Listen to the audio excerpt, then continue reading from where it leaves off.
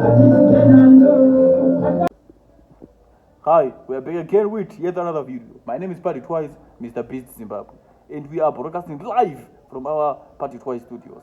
Party Twice, manaba tungunzira nyaya dzese dziri kuitika ma social media nematumana ose enyika.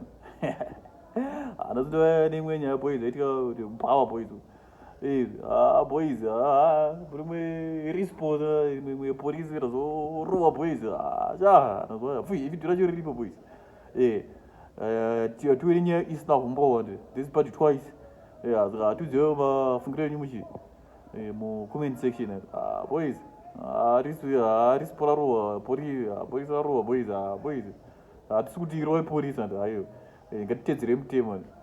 Ngatitedzere mutemo boys. Because rowa polisi unokanzwa mukata. So my name is Party Twice, Mr. Beast Zimbabwe. Here is the video.